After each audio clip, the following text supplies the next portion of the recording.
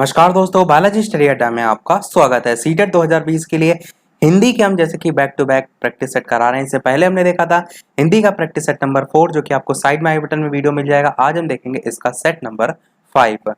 चलिए शुरू करते हैं। सबसे पहले हम बात करते हैं जो कि पिछले वाले वीडियो में हमने प्रश्न पूछा था उसके उत्तर की। तो पिछले वाले वीडियो में मैंने प्रश्न पूछा था कि भाषा हमारे परिवेश में बिखरी मिलती है, ये कथन किस पर लागू नहीं होता, ये यहाँ पर जो है वो पूछा गया था। अखबार, विज्ञापन, साइन बोर्ड या भाषा प्रयोगशाला, इस प्रकार से 4 ऑप्शन आपको दे रखे थे। प्रश्न को आपको समझना है। प्रश्न कह रहा है हमारे परिवेश में यानी कि आसपास का जो वातावरण है उसमें बिक्री मिलती है, यानी कि आसपास हमें खोजना नहीं पड़ता है। हम नॉर्मल जा रहे हैं तो हमें ये सारी चीजें दैनिक जीवन में महसूस होती दिखाई देती हैं। तो उसके संबंध में भाषा किससे जुड़ी होती है? जैसे कि आपका अखबार है तो आप कहेंगे डेली आपका अखबार आता है, उसमें भाषा, जिस भी लैंग्वेज का अखबार होता है उसमें भाषा वो यूज होती है, तो वो आपके परिवेश से ही जुड़ी हुई है, यानी आपका ये कथन लागू अखबार पर होता है। विज्ञापनों पर भी होता है क्योंकि अखबार में आप विज्ञापन देखते हैं, टीवी में आप विज्ञापन देखते हैं, यूट्यूब में आप विज्ञापन देखते हैं, हर जगह विज्ञापन देखते हैं। परिवेश में बिखरा हुआ है वहां पर भी भाषा कहीं ना कहीं, तो ये भी लागू होता है। इसी प्रकार साइन बोर्ड पर, जैसे कि आप देखते हैं इधर से दाएं मुड़े बाएं मुड़े, बहुत से ऐसे साइन बोर्ड होते हैं, उन पर भी कहीं ना कहीं भाषा जो परिवेश है वो भी लागू होता है। परंतु भाषा प्रयोगशाला की बात करें तो इससे आपका जो परिवेश है ये नहीं जुड़ा होता है। कहीं ना कहीं भाषा प्रयोगशाला में भाषा आपको देखने को मिलेगी, परंतु आपका कथन क्या कह रहा था, हमारे परिवेश में बिक्री मिलती है, तो वहां पर आपका इस कथन पर लागू नहीं होगा, यानी कि भाषा प्रयोगशाला आपका सही हो जाएगा। चलिए शुरू करते हैं अब प्रश्न। तो सबसे पहला प्रश्न कह रहा है कि कहानी, कविता, गीत और जो नाटक हैं उसके माध्यम से जो बच्चे होते हैं वो केवल मूल्यों का अर्जन करते हैं, केवल अपनी तर्क शक्ति का विकास करते हैं, अपनी सांस्कृतिक धरोहर से जुड़ते हैं, या केवल मनोरंजन जो है वो प्राप्त करते हैं। 4 ऑप्शन दे रखे हैं, आपको बताना है इन चारों में से कौन सा जो है वो सही होगा।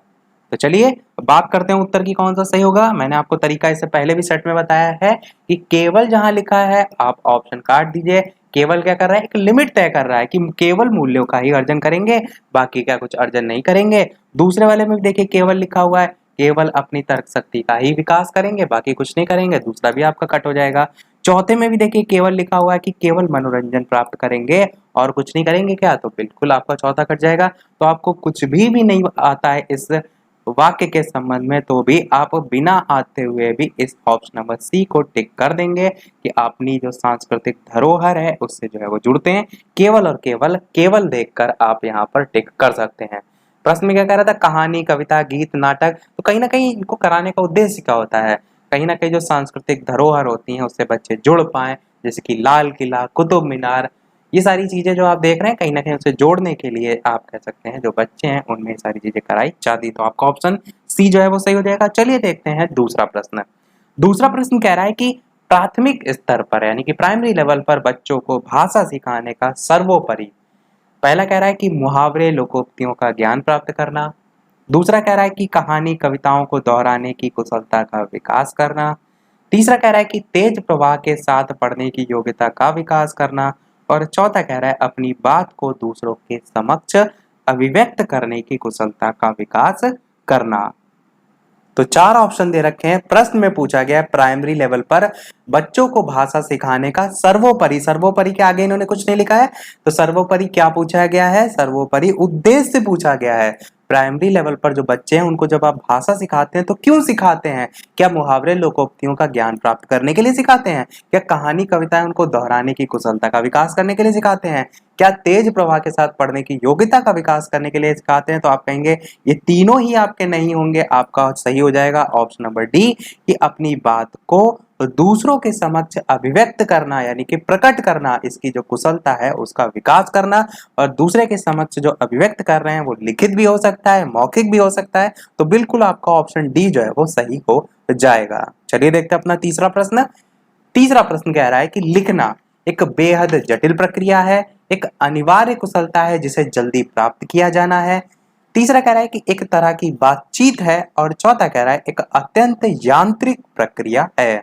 तो 4 ऑप्शन है, आपको बताना है कि लिखना जो है इन चारों में से कौन सा सही होगा।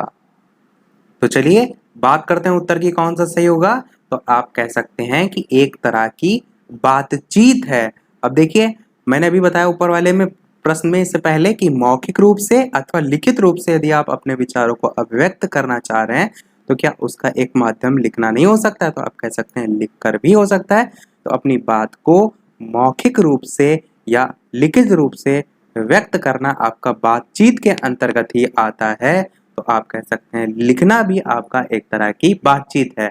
यदि आपको कंफ्यूजन हो तो अन्य ऑप्शन भी आप देख सकते हैं कि क्या एक बेहद जटिल प्रक्रिया है। तो जटिल प्रक्रिया लिखित यदि आप रखेंगे तो बच्चों को सिखाएंगे कैसे? तो आप ऑप्शन ए काट देंगे। एक अनिवार्य कुशलता है जिसे जल्दी प्राप्त कर लेना चाहिए, तो ऐसा तो बिल्कुल नहीं है। एक अत्यंत यांत्रिक प्रक्रिया है, तो ऐसा भी नहीं है। तो आप कहेंगे ऑप्शन सी आपका बिल्कुल सही हो जाएगा कि एक तरह की बातचीत जो है वो हो जाएगा। देखते हैं चौथा प्रश्न कि कक्षा 1 के बच्चे अपने डैश एवं डैश से, यहाँ पर दो फिल इन द ब्लैंक्स है और नीचे 4 ऑप्शन है, इससे प्राप्त बोलचाल की भाषा के जो अनुभव हैं उनको लेकर ही विद्यालय आते हैं। तो घर परिवार और पड़ोसी, घर परिवार और परिवेश, घर परिवार और दोस्तों और घर परिवार एवं टीवी। तो 4 ऑप्शन है, आपको बताना है कि कक्षा 1 के बच्चे के संदर्भ में यहाँ पर जो दिया गया है बस आपको इसी को ध्यान में रख कर जो है अपना जो उत्तर है उसको टिक करना है। तो चलिए बात करते हैं उत्तर की। तो बिल्कुल आपका ऑप्शन नंबर बी घर परिवार और परिवेश जो है आपका बिल्कुल सही हो जाएगा। परिवेश के अंतर्गत आपका पड़ोसी, दोस्त ये सभी आ जाते हैं। तो आप कह सकते हैं आसपास का परिवेश या वातावरण वो आपका जो है प्रभाव डालता है और घर परिवार जो है उसका तो प्रभाव पड़ता ही है। तो 1 के बच्चों के हिसाब से आपको यहाँ पर चुनाव करना था। चलिए देखते हैं अपना अगला प्रश्न 5वां कि कक्षा 1 और 2 के शुरुआती समय में पढ़ने का जो प्रारंभ है वो डैश से हो और किसी डैश के लिए हो। तो यहाँ पर जो 2 फिल इन द ब्लैंक्स है उसमें क्या आएगा? 4 ऑप्शन दे रखे हैं आपको, ऑप्शन ए, बी, सी या डी, और आपको बताना है इन चारों में से कौन सा जो है वो सही होगा। चलिए बात करते हैं उत्तर की कौन सा सही होगा। तो बिल्कुल आपका ऑप्शन नंबर ए अर्थ और उद्देश्य जो है वो सही हो जाएगा। यानी कि जो पढ़ने का प्रारंभ है वो होना चाहिए अर्थ से। यानी कि जो बच्चा है वो जो पढ़ाने का मेन पर्पस होता है वो यही होता है कि आसपास की जो चीजें हैं एनसीईआरटी की पुस्तकों में आप देखते हैं तो वो सहज चीजों को समझे। इसीलिए आसपास के वातावरण से ही चीजें ली जाती हैं ताकि बच्चा जो है जो मेन पर्पस होता है, उद्देश्य होता है वो क्या होता है कि चीजों को वो समझे। इसलिए आप कह सकते हैं पढ़ने का प्रारंभ अर्थ से हो और किसी दूसरा वाला जो फिल इन द ब्लैंक्स है उसमें क्या हो जाएगा आपका किसी उद्देश्य के लिए हो। तो आपका यहाँ पर उद्देश्य जो है वो सही हो जाएगा। ऑप्शन डी भी आपको सही लग सकता है, अक्षर ज्ञान और उद्देश्य से। देखिए उद्देश्य तो बिल्कुल सही है परंतु पढ़ने का प्रारंभ यहाँ पर जो अक्षर ज्ञान है ये आपका होता है, परंतु अर्थ ज्यादा सही होगा। क्यों? क्योंकि मेन पर्पस क्या होता है उसको उसका भाव समझ में आए। जो अक्षर ज्ञान है ये कहीं ना कहीं आप एक रटंती प्रणाली पर ले जा रहे हैं तो वो एनसीएफ आपका नकारता है। इसलिए आपका अर्थ उद्देश्य ज्यादा जो है वो सही होगा। आपका ऑप्शन नंबर ए जो है वो सही हो जाएगा। चलिए देखते हैं अपना अगला प्रश्न छठा। प्रश्न कह रहा है कि इनमें से कौन सा प्राथमिक स्तर पर हिंदी भाषा शिक्षण का उद्देश्य नहीं है। बस यहाँ पर प्रश्न में नहीं लिखा है, इसको सबसे पहले आपको हाईलाइट करना है। आगे प्रश्न कह रहा है कि संदर्भ के अनुसार अनुमान लगाकर पढ़ने का प्रयास, यह आपका उद्देश्य में आता है। दूसरा कह रहा है कि चित्रकारी को स्वयं की अभिव्यक्ति का माध्यम बनाना, यह भी आपका बिल्कुल हो सकता है। बच्चों की घर की भाषा और स्कूल की भाषा में संबंध बनाते हुए उसे विस्तार देना, यह भी आपका हो सकता है। और चौथा कह रहा है कि सुनी हुई बातों को ज्यों का त्यों दोहराना, तो ये आपका बिल्कुल नहीं होगा। यानी कि आपका ऑप्शन नंबर डी आप कह सकते हैं कि ये आपका प्राथमिक स्तर पर जो हिंदी भाषा शिक्षण है उसका उद्देश्य नहीं होता है सुनी हुई बातों को ज्यों का त्यों दोहराना। क्यों? क्योंकि बच्चों को आप दोहराने के लिए नहीं तैयार कर रहे हैं, उनको अभी मैंने बात की क्या, अर्थ समझाना, भाव समझाना, उसको वो फील करें, आसपास के वातावरण से जोड़ के पढ़ाया जाए। तो ये सारी चीजें होती हैं। तो आप कह सकते हैं आपका ऑप्शन डी जो है वो सही हो जाएगा। चलिए देखते हैं अपना अगला प्रश्न सातवां। प्रश्न कह रहा है कि भाषा कौशलों के संबंध में कौन सा कथन जो है वो सही है। 4 ऑप्शन दे रखे हैं। पहला कह रहा है कि भाषा के जो कौशल होते हैं वो अंतः संबंधित होते हैं। दूसरा कह रहा है कि भाषा के सभी कौशल को नए सिरे से सिखाने की आवश्यकता होती है। तीसरा कह रहा है कि भाषा कौशल जो है वो एक दूसरे से स्वतंत्र होते हैं, और चौथा कह रहा है कि भाषा के चारों कौशल एक क्रम से ही सीखे जाते हैं।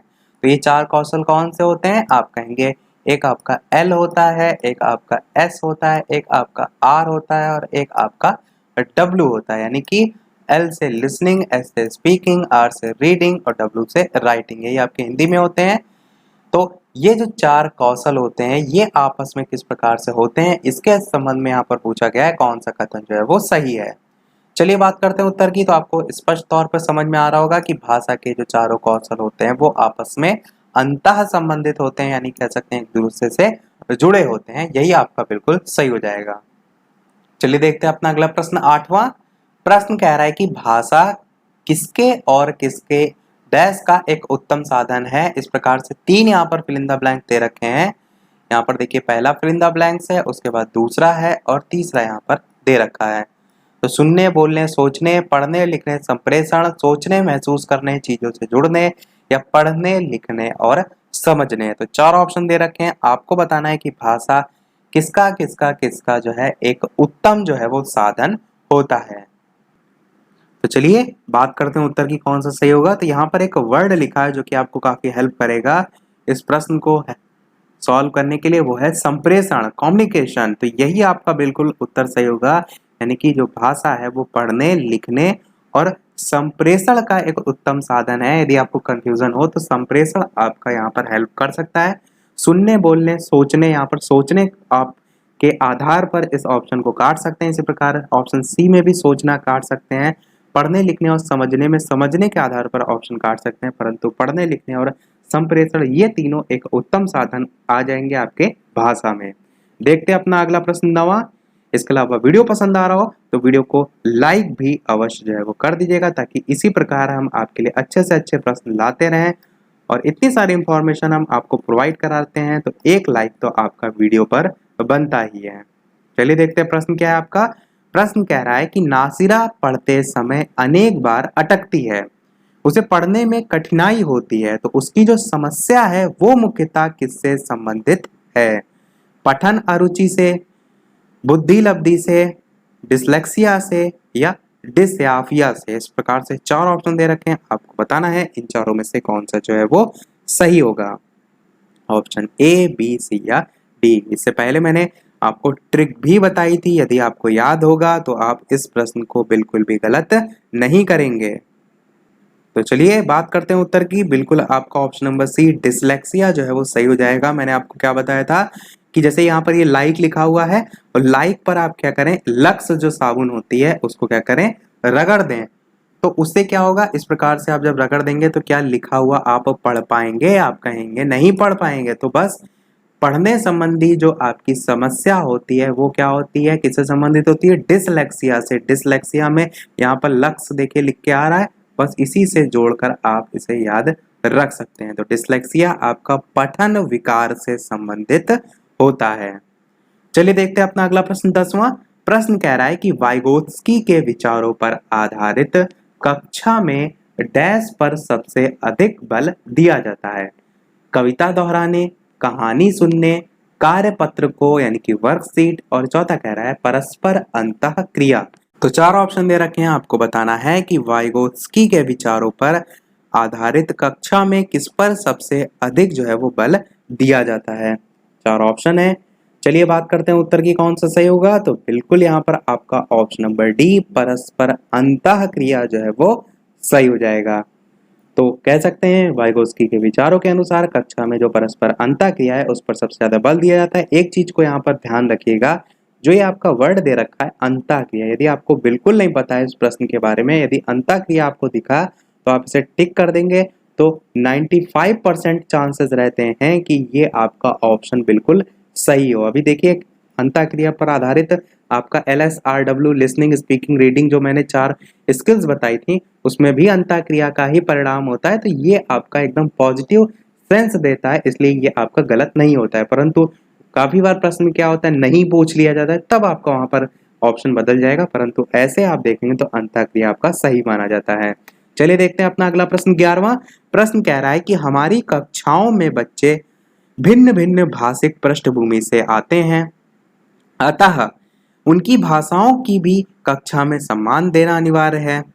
दूसरा कह रहा है कि उनकी भाषाओं को सीखना सभी शिक्षार्थियों के लिए अनिवार्य है। आप कहेंगे बिल्कुल नहीं, आप ऑप्शन बी को ऐसे ही साथ में काटते हो चलिए कि कोई दूसरे क्षेत्र की लैंग्वेज है वो सभी विद्यार्थियों को सीखने के लिए क्यों अनिवार्य है, तो आप कहेंगे ऐसा बिल्कुल नहीं है। तीसरा कह रहा है कि भाषा की पाठ्य पुस्तक में उनकी सभी भाषाओं के शब्द वाक्य होना अनिवार्य है, ऐसा भी बिल्कुल नहीं है कि जो बच्चे की लैंग्वेज है, कोई क्षेत्र से बिलोंग कर रहा है तो उसकी जो लैंग्वेज उसने आसपास के जो परिवेश है उससे सीखी हो वो सभी आपको पाठ्य पुस्तकों में भी देखने को मिले, तो ऐसा बिल्कुल नहीं है। चौथा कह रहा है कि उनकी सभी भाषाओं की जानकारी शिक्षक के लिए अनिवार्य है, ऐसा भी जरूरी नहीं है। क्यों? क्योंकि शिक्षक का भी तो एक ज्ञान सीमित ही है, ऐसा तो है नहीं वो कोई कंप्यूटर है कि उसको सब कुछ आता है।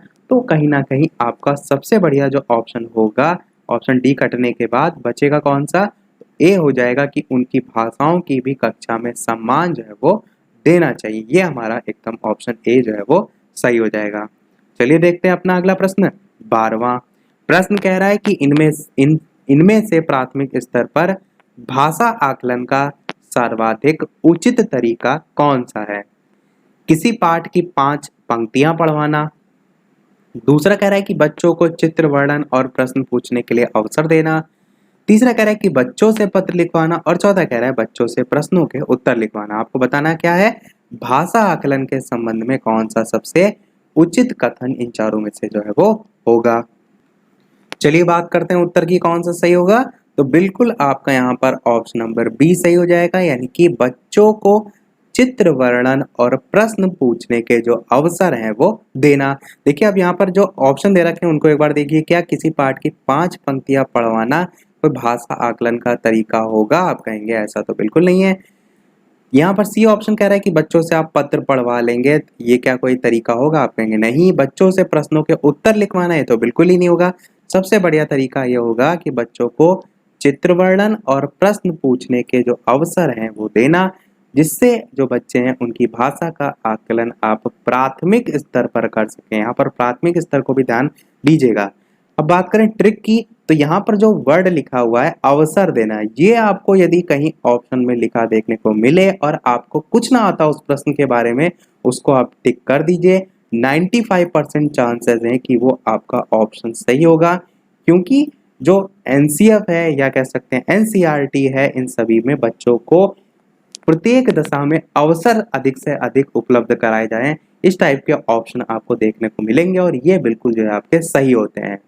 तो ये सभी लागू तभी हैं जब आपका वहां पर प्रश्न किस तरीके से पूछा जा रहा है उसको भी आपको देखना जरूरी है। यहाँ पर लिख दिया हो गया होता कि सर्वाधिक उचित तरीका नहीं है, तब आपका ये बिल्कुल ऑप्शन सही नहीं होता। तो पता चले आप अवसर देख के टिक लगा दें और आपका वहां पर प्रश्न जो है वो गलत हो जाए। परंतु ये कुछ वर्ड हैं जिनको ध्यान दीजिए, ताकि जब आपको प्रश्न में कुछ ना समझ में आ रहा हो तो इनको देखकर आप उत्तर जो है वो सही टिक कर सकें। चलिए देखते हैं अपना अगला प्रश्न 13 कि प्राथमिक स्तर पर बच्चों के लिए बाल साहित्य के चयन का मुख्य आधार क्या होना चाहिए? छोटी रचनाएं, रोचक विषय वस्तु, रंगीन चित्र या सरल जानकारियां। बाल साहित्य मैंने आपको पिछले वाले सेट में बताया भी था, अब आपको बताना इन चारों में से कौन सा सही होगा। तो चलिए बात करते हैं उत्तर की, कौन सा सही होगा। तो बिल्कुल आपका ऑप्शन नंबर बी, रोचक विषय वस्तु जो है वो सही हो जाएगा। यानी कि जो भी विषय वस्तु हो वो कैसी हो, जो बच्चे हैं उसमें इंटरेस्ट लें, यानी कि रोचक हो, क्योंकि जब रोचक होगी तभी बच्चे इंटरेस्ट लेंगे, तभी जो भी चीज आप पढ़ाएंगे वो उस चीज को अर्जन कर पाएंगे। तो आप कह सकते हैं प्राथमिक स्तर पर बच्चों के लिए बाल साहित्य के चयन में मुख्य आधार क्या होना चाहिए? रोचक विषय वस्तु। चलिए देखते हैं अपना अगला और लास्ट प्रश्न इस वीडियो का। और इस वीडियो के लास्ट प्रश्न के बाद एक प्रश्न हम आपसे भी पूछेंगे, और ये प्रश्न आपका क्या है कि तम शब्द का पर्यायवाची क्या है? यामिनी, रात, अंधकार या निशा। इस टाइप के प्रश्न जो आपके पूछे जाते हैं, ये पैराग्राफ से प्रश्न पूछे जाते हैं आपके। तो टोटल हिंदी में आपके जो है वो 2 पैराग्राफ आते हैं, जिसमें 15 नंबर के जो प्रश्न हैं वो पूछे जाते हैं। तो उन्हीं पैराग्राफ पर ही आधारित आपके पर्यायवाची, विलोम शब्द, ये सभी प्रश्न पूछे जाते हैं। तो प्रीवियस ईयर में ही एक पैराग्राफ पूछा गया था, उसी से मैंने डायरेक्ट पर्यायवाची एक उठा लिया है कि तम शब्द का पर्यायवाची क्या होगा? यामिनी, रात, अंधकार या निशा। इस प्रकार से 4 ऑप्शन दे रखे हैं, आपको बताना है कौन सा सही होगा। और वीडियो अभी तक आपने लाइक ना किया हो, वीडियो पसंद आया हो, वीडियो देखने में मजा आ रही हो, तो वीडियो को लाइक भी अवश्य कर दीजिएगा। चैनल पर नए हो तो आगे वीडियो देखने के लिए चैनल को सब्सक्राइब भी अवश्य कीजिएगा, ताकि आगे भी इसी प्रकार आपको प्रैक्टिस करने के लिए अच्छे से अच्छे प्रश्न मिलते रहें।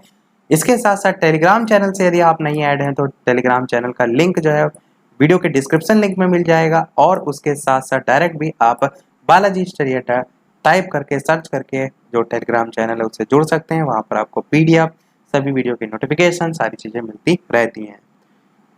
तो चलिए अब बात कर लेते हैं उत्तर की कि तम शब्द का पर्यायवाची क्या होगा। तो बिल्कुल आपका ऑप्शन नंबर सी अंधकार जो है वो सही हो जाएगा, यानी कि तम जो है आपका इसका अर्थ होता है अंधेरा, और इसका पर्यायवाची भी आप कह सकते हैं कि अंधकार जो है वो हो जाएगा। चलिए देख लेते हैं अब वो प्रश्न, जैसे कि सभी वीडियो में हम आपसे एक न एक प्रश्न पूछते हैं। इस वीडियो का आपके लिए प्रश्न यह है कि बच्चे प्रारंभ से ही एक भाषिक होते हैं, द्विभाषिक होते हैं, बहुभाषिक होते हैं, या भाषा में कमजोर होते हैं। 4 ऑप्शन है, अच्छा प्रश्न है, सोच समझ के उत्तर दीजिएगा कि बच्चे प्रारंभ से ही इन चारों में से कौन सा सही होगा। तो देखते हैं कितने लोग इसका उत्तर सही बताते हैं। तो ऑप्शन ABCD टाइप करके भी आप बता सकते हैं, या एक भाषिक, दो भाषिक, इस टाइप से करके भी जो है वो वीडियो के मेन कमेंट में टाइप करके अपना उत्तर जो है वो अवश्य बताइएगा। तो इसी के साथ हमारे ये आज का वीडियो जो है वो समाप्त होता है, सभी प्रश्न समाप्त होते हैं, और टोटल आपके कितने प्रश्न सही रहे वो भी अपना स्कोर अवश्य बताइएगा, ताकि मुझे भी पता चले कितना अच्छा आप स्कोर कर रहे हैं। तो इसी के साथ हमारा वीडियो समाप्त होता है। आज के वीडियो में इतना ही। वीडियो पसंद आया हो तो लाइक अवश्य कीजिएगा, नए हैं चैनल पर तो सब्सक्राइब जरूर कीजिएगा। चलिए मिलते हैं अगले वीडियो में नए टॉपिक के साथ, तब तक के लिए नमस्कार। Thank you for watching.